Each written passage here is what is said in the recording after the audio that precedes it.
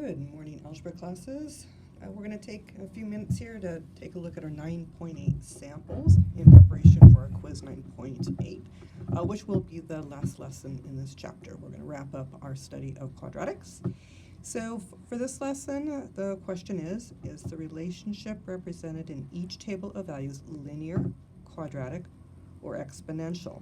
Show how you know by determining whether successive y values have constant first differences, second differences, or a constant ratio. Okay, so we're actually not going to use graphing as a method to determine what kind of relationship is happening here. We're simply going to take a look at the pattern that's happening in the y values to determine whether or not, if we were to graph the relationship, whether it would be a line, so a linear relationship, a parabola, which would mean it would be a quadratic relationship, or if it would be exponential with the characteristic exponential curve. So again, we aren't drawing any graphs for this. We're simply going to analyze what's happening in the successive y values. For sample 1, we notice that the x values are going up by 1, and that will need to be the case for any of these relationships that we are looking at to determine what type they are. So for all of these problems, the x values will be increasing by 1. So we're going to focus on what's happening in the y values. Well, for sample 1, we're noticing that to move from the y value on the left to the y value on the right, all we have to do is add 5. That means we have a constant first difference of 5, so this would be a linear relationship.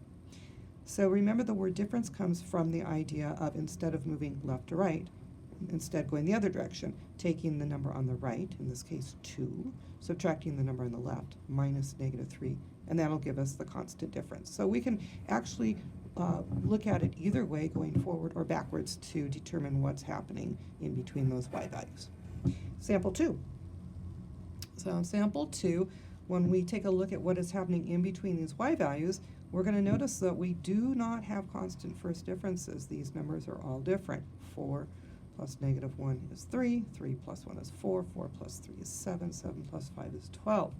But when we take a look at these first differences and see what's happening in between them, we see a constant second difference. -1 plus 2 is 1, 1 plus 2 is 3, 3 plus 2 is 5. Or we can do it the other way. 5 minus 3 is 2, 3 minus 1 is 2, 1 minus -1 is 2.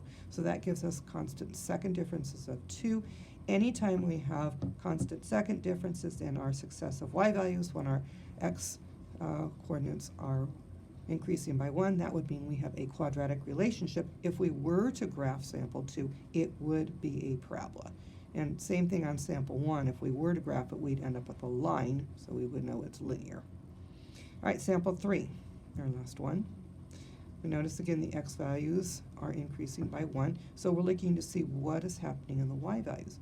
Well, this time we aren't noticing that we can add or subtract any particular number to move from one y value to the next that gives us any kind of pattern, but we do notice that we can multiply each y value on the left times 2 to get to the y value on the right. 1/2 times 2 is 1, 1 times 2 is 2, 2 times 2 is 4, 4 times 2 is 8.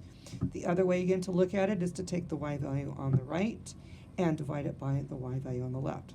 So 8 divided by 4 is 2, 4 divided by 2 is 2, 2 divided by 1 is 2, 1 divided by 1/2 is 2.